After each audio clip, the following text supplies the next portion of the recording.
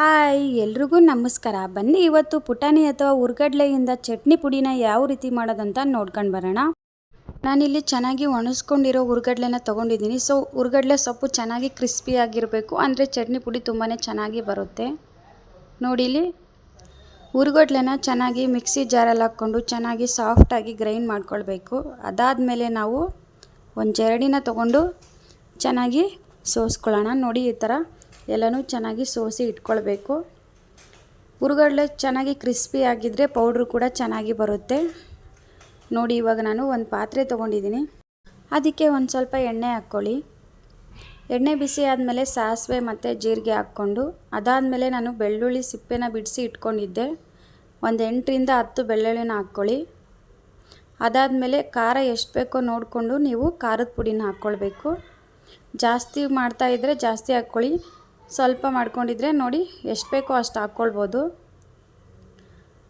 ಖಾರದ ಪುಡಿ ಹಾಕ್ಕೊಂಡ್ಮೇಲೆ ಇದನ್ನು ಚೆನ್ನಾಗಿ ಸ್ವಲ್ಪ ಎಣ್ಣೆಯಲ್ಲಿ ಮಿಕ್ಸ್ ಮಾಡ್ಕೊಳ್ಳಿ.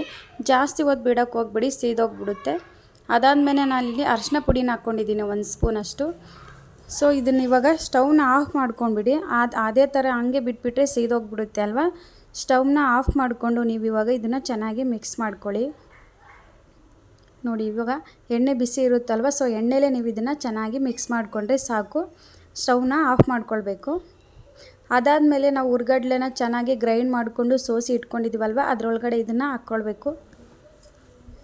ನೋಡಿ ಇವಾಗ ಈ ಎಲ್ಲ ಒಂದು ಒಗ್ಗರಣೆನ ಅದರಲ್ಲಿ ಹಾಕ್ಕೊಂಡು ಚೆನ್ನಾಗಿ ಮಿಕ್ಸ್ ಮಾಡ್ಕೊಳ್ಬೇಕು. ಯಾರೆಲ್ಲ ಫಸ್ಟ್ ಟೈಮ್ ನನ್ನ ಚಾನಲ್ನ ನೋಡ್ತಾ ಇದ್ದರೆ ಎಲ್ಲರೂ ಚಾನಲ್ನ ಸಬ್ಸ್ಕ್ರೈಬ್ ಮಾಡಿಕೊಂಡು ವಿಡಿಯೋನ ನೋಡಿ. ಇವಾಗ ನಾನು ಇದನ್ನೆಲ್ಲನೂ ಹಾಕ್ಕೊಂಡಿದ್ದೀನಿ. ಈ ಥರ ಚಟ್ನಿ ಪುಡಿ ಮಾಡಿಕೊಂಡು ನೀವು ಎಷ್ಟು ದಿನ ಬೇಕಾದರೂ ಸ್ಟೋರ್ ಮಾಡಿಕೊಂಡು ಇಟ್ಕೊಳ್ಬೋದು. ನೋಡಿ ಇವಾಗ ಮಿಕ್ಸ್ ಮಾಡ್ಕೊಳ್ಳೋಣ. ಎಲ್ಲ ಸ್ಪೂನಿಂದ ಎಲ್ಲನೂ ಚೆನ್ನಾಗಿ ಮಿಕ್ಸ್ ಮಾಡ್ಕೊಳ್ಳಿ. ಅನ್ನ ಸಾಂಬಾರು ಜೊತೆ ಈ ಪುಡಿ ತುಂಬಾ ಚೆನ್ನಾಗಿರುತ್ತೆ, ಸೂಪರಾಗಿರುತ್ತೆ. ಉಪ್ಪಿಟ್ಟು ಮತ್ತು ಚಿತ್ರಾನ್ನ, ಪಲಾವು ಎಲ್ಲದರಲ್ಲೂ ಕೂಡ ಈ ಚಟ್ನಿ ಪೌಡ್ರನ್ನ ತಿನ್ಬೋದು. ಜಸ್ಟ್ ನೀವು ಬಿಸಿ ಅನ್ನ ತುಪ್ಪದಲ್ಲೂ ಕೂಡ ಇದನ್ನು ಹಾಕ್ಕೊಂಡು ತಿಂದರೆ ಸಖತ್ತಾಗಿರುತ್ತೆ. ಒಂದು ಸರಿ ಈ ರೆಸಿಪಿನ ಟ್ರೈ ಮಾಡಿ ನೋಡಿ. ಇಷ್ಟ ಆದರೆ ಕಮೆಂಟ್ ಮಾಡಿ ಮತ್ತು ಲೈಕ್ ಮಾಡಿ. ಇವಾಗ ನೋಡಿ ಇದನ್ನೆಲ್ಲ ಕೈಯಿಂದ ಮಿಕ್ಸ್ ಮಾಡ್ಕೊಳ್ಳೋಣ. ಸುಡ್ತಾ ಇದ್ದರೆ ಸ್ಪೂನಿಂದ ಮಿಕ್ಸ್ ಮಾಡ್ಕೊಳ್ಳಿ, ತಣ್ಣಗಾಗಿದ್ದರೆ ಕೈಯಿಂದನೇ ಈ ಥರ ಚೆನ್ನಾಗಿ ಮಿಕ್ಸ್ ಮಾಡ್ಕೊಳ್ಬೇಕು. ನೋಡಿ ಇವಾಗ ಎಲ್ಲನೂ ಚೆನ್ನಾಗಿ ಮಿಕ್ಸ್ ಮಾಡ್ಕೊಳ್ಳೋಣ. ನೋಡಿ ಜಸ್ಟ್ ನೀವು ಒಂದು 10 ಮಿನಿಟ್ಸಲ್ಲೇ ನೀವು ಈ ಚಟ್ನಿ ಪುಡಿನ ಮಾಡಿ ಇಟ್ಕೊಳ್ಬೋದು. ಆರಾಮಾಗಿ ನೀವು 1 ಮಂತು 2 ಮಂತು ಸ್ಟೋರ್ ಮಾಡ್ಕೊಳ್ಬೋದು, ಏನೂ ಆಗಲ್ಲ. ಎಮರ್ಜೆನ್ಸಿಗೆ ನೀವು ಇಟ್ಕೊಂಡ್ರೆ ಅನ್ನದಲ್ಲಿ ತಿನ್ಬೋದು, ರೊಟ್ಟಿಯಲ್ಲಿ ತಿನ್ಬೋದು, ತುಂಬಾ ಚೆನ್ನಾಗಿರುತ್ತೆ. ದೋಸೆಯಲ್ಲಿ, ಇಡ್ಲಿ ಎಲ್ಲದ್ರ ಜೊತೆನೂ ನೀವು ಇದನ್ನು ತಿನ್ಬೋದು. ನೋಡಿ ಇವಾಗ ನಾನು ಕೈಯಿಂದ ಎಲ್ಲನೂ ಕಲಿಸ್ಕೊಳ್ತಾ ಇದ್ದೀನಿ. ಕಲರ್ ಚೇಂಜ್ ಆಗ್ತಾಯಿದೆ, ನೋಡ್ತಾ ಇರ್ಬೋದು ನೀವು. ನೋಡಿ ಕೈಯಿಂದ ಚೆನ್ನಾಗಿ ಮಿಕ್ಸ್ ಮಾಡ್ಕೊಳ್ಬೇಕು.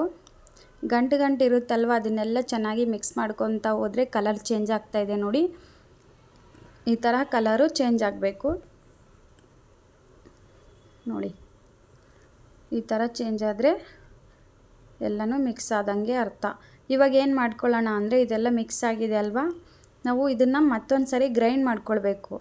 ಸೊ ಇದೆಲ್ಲ ಸ್ವಲ್ಪ ತಣ್ಣಗಾಗಕ್ಕೆ ಬಿಟ್ಟು ಇದನ್ನು ಗ್ರೈಂಡ್ ಮಾಡ್ಕೊಳ್ಬೇಕು ನಾವು, ಅಂದರೆ ಚಟ್ನಿ ಪುಡಿ ರೆಡಿ ಆಗುತ್ತೆ. ಹಾಗೆ ಬಿಟ್ಟರೆ ಚಟ್ನಿ ಪುಡಿ ರೆಡಿ ಆಗೋದಿಲ್ಲ, ಮತ್ತು ಟೇಸ್ಟ್ ಕೂಡ ಅಷ್ಟೊಂದು ಚೆನ್ನಾಗಿರಲ್ಲ. ಇವಾಗ ಇದನ್ನು ಇನ್ನೊಂದು ಸರಿ ಗ್ರೈಂಡ್ ಮಾಡ್ಕೊಳ್ಳೋಣ. ಇವಾಗ ಇದು ತಣ್ಣಗಾಗಿದೆ, ಚೆನ್ನಾಗಿ ಮಿಕ್ಸ್ ಮಾಡ್ಕೊಂಡಿದ್ದೀನಿ ನಾನು.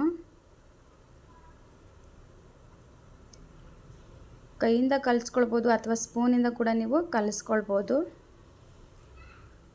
ನಿಮಗೇನಾದರೂ ಕೈಯಿಂದ ಬೇಡ, ಖಾರ ಆಗುತ್ತೆ ಅಂದರೆ ಸ್ಪೂನಿಂದ ಕೂಡ ನೀವು ಇದನ್ನು ಮಿಕ್ಸ್ ಮಾಡ್ಕೊಳ್ಬೋದು. ನೋಡಿ ಎಷ್ಟು ಚೆನ್ನಾಗಿ ಕಲರ್ ಚೇಂಜ್ ಆಗಿದೆ ಅಲ್ವಾ. ನಿಮ್ಮ ಮನೇಲಿ ಏನಾದರೂ ಮಿಕ್ಸಿ ಇಲ್ಲ ಅಂದರೆ ನೀವು ಹಿಂಗೆ ಕೂಡ ಯೂಸ್ ಮಾಡ್ಕೊಳ್ಬೋದು.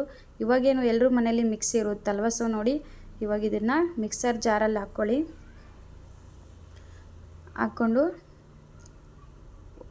ಚೆನ್ನಾಗಿ ಗ್ರೈಂಡ್ ಮಾಡ್ಕೊಳ್ಳೋಣ. ನಾನಿಲ್ಲಿ 2 ಸರಿ ಹಾಕ್ಕೊಳ್ತಾ ಇದ್ದೀನಿ, ಜಾಸ್ತಿ ಇರೋದ್ರಿಂದ. ನೋಡಿ ಜಾರ್ ಎಷ್ಟು ಹಿಡಿಸುತ್ತೋ ಅಷ್ಟು ಹಾಕ್ಕೊಳ್ಳಿ. ಜಾಸ್ತಿ ಮಾಡ್ತಾ ಇರೋದ್ರಿಂದ ನಾನು 2 ಸರಿ ಮಾಡ್ಕೊಳ್ತಾ ಇದ್ದೀನಿ. ಇವಾಗ ಇದನ್ನು ಹಾಕಿ ಚೆನ್ನಾಗಿ ಗ್ರೈಂಡ್ ಮಾಡ್ಕೊಳ್ಳೋಣ. ಒಂದು 2ರಿಂದ 3 ಸರಿ ತೆಗೆಸ್ಕೊಂಡ್ರೆ ಸಾಕು, ರೆಡಿ ಆಗಿಬಿಡುತ್ತೆ. ಯಾವಾಗಲೂ ಈ ಥರ ಚಟ್ನಿ ಪುಡಿ ಮಾಡಬೇಕಂದ್ರೆ ಹುರ್ಗಡ್ಲೆ ಸ್ವಲ್ಪ ಚೆನ್ನಾಗಿ ಕ್ರಿಸ್ಪಿಯಾಗಿ ಒಣಗಿಸ್ಕೊಂಡು ನೀವು ಮಾಡಿ. ಅದೇ ಏನಾದರೂ ಒಣಗಿರಲಿಲ್ಲ ಅಂದರೆ ಪುಡಿ ಚೆನ್ನಾಗಿ ಬರಲ್ಲ, ಸ್ಮೆಲ್ ಬರುತ್ತೆ. ಸೊ ಯಾವಾಗಲೂ ನೀವು ಬಿಸಿಲಿಗೆ ಒಣಗಿಸಿ, ಇಲ್ಲಾಂದರೆ ಅವಾಗೆ ತಂದಿರ್ತೀರಲ್ವ ಅವಾಗೆ ಮಾಡಿ ಇಟ್ಕೊಂಡ್ಬಿಡಿ. ನೋಡಿ ಇವಾಗ ನಾನು ಗ್ರೈಂಡ್ ಮಾಡಿ ಹಾಕ್ಕೊಂಡಿದ್ದೀನಿ. ಉಳಿದಿರೋದನ್ನು ಕೂಡ ಅದೇ ಥರನೇ ಮತ್ತೊಂದು ಸಾರಿ ಗ್ರೈಂಡ್ ಮಾಡ್ಕೊಳ್ತೀನಿ. ಚಿಕ್ಕ ಮಕ್ಕಳಿಗೂ ಕೂಡ ನೀವು ಊಟದಲ್ಲಿ ಹಾಕಿ ತಿನ್ನಿಸ್ಬೋದು, ಯಾಕಂದರೆ ಜಾಸ್ತಿ ಖಾರ ಏನೂ ಇರಲ್ಲ ಅಲ್ವಾ. ಸೊ ಎಲ್ಲರೂ ಕೂಡ ಇದನ್ನು ಯೂಸ್ ಮಾಡ್ಕೊಳ್ಬೋದು. ಅನ್ನ ತುಪ್ಪದ ಜೊತೆ ಅಂತೂ ಈ ಪುಡಿ ತುಂಬಾ ಚೆನ್ನಾಗಿರುತ್ತೆ. ಒಂದು ಸರಿ ಟ್ರೈ ಮಾಡ್ಕೊಂಡು ನೋಡಿ. ನಮ್ಮ ಕಡೆ ಎಲ್ಲ ಇದು ಎಲ್ರಿಗೂ ಗೊತ್ತಿರುತ್ತೆ, ಬಟ್ ಬೇರೆ ಯಾರಾದರೂ ನೋಡ್ತಾ ಇದ್ದರೆ ನಿಮ್ಮ ಸೈಡ್ ಏನಾದರೂ ಈ ರೆಸಿಪಿನ ಟ್ರೈ ಮಾಡಿಲ್ಲ ಅಥವಾ ಗೊತ್ತಿಲ್ಲ ಅಂದರೆ ಮಾಡ್ಕೊಳ್ಳಿ, ತುಂಬಾ ಚೆನ್ನಾಗಿರುತ್ತೆ. ಸೈಡ್ ಡಿಶ್ ಆಗಿ ನೀವು ಇದನ್ನು ಅನ್ನ ಸಾಂಬಾರು ಜೊತೆ ಯೂಸ್ ಮಾಡ್ಕೊಳ್ಬೋದು. ನೋಡಿ ಇವಾಗ ನಾನು ಎಲ್ಲನೂ 2 ಸರಿ ಗ್ರೈಂಡ್ ಮಾಡ್ಕೊಂಡು ಹಾಕಿದ್ದೀನಿ. ನೀವೇ ನೋಡ್ತಾ ಇರ್ಬೋದು ಕಲರ್ ಯಾವ ರೀತಿ ಚೇಂಜ್ ಆಗಿದೆ ಅಂತೇಳ್ಬಿಟ್ಟು. ಇವಾಗ ನೋಡಿ ಚಟ್ನಿ ಪುಡಿ ರೆಡಿ ಆಯಿತು ಸಿಂಪಲ್ಲಾಗಿ. ಇದನ್ನು ಬಾಕ್ಸಲ್ಲಿ ಸ್ಟೋರ್ ಮಾಡಿ ಇಟ್ಕೊಂಡ್ರೆ ಆರಾಮಾಗಿ 1 ರಿಂದ 2 ತಿಂಗಳು ನೀವು ಇದನ್ನು ಯೂಸ್ ಮಾಡ್ಕೊಳ್ಬೋದು. ನೋಡಿದ್ರಲ್ವ, ಈ ಥರ ನೀವು ಹುರ್ಗಡ್ಲೆ ಚಟ್ನಿ ಪುಡಿನ ಮಾಡಿ ಇಟ್ಕೊಂಡ್ರೆ ತುಂಬಾ ಚೆನ್ನಾಗಿರುತ್ತೆ. ಈ ವಿಡಿಯೋ ಏನಾದರೂ ನಿಮಗೆ ಇಷ್ಟ ಆಗಿದ್ರೆ ಲೈಕ್ ಮಾಡಿ, ಕಮೆಂಟ್ ಮಾಡಿ ಮತ್ತು ಶೇರ್ ಮಾಡಿ.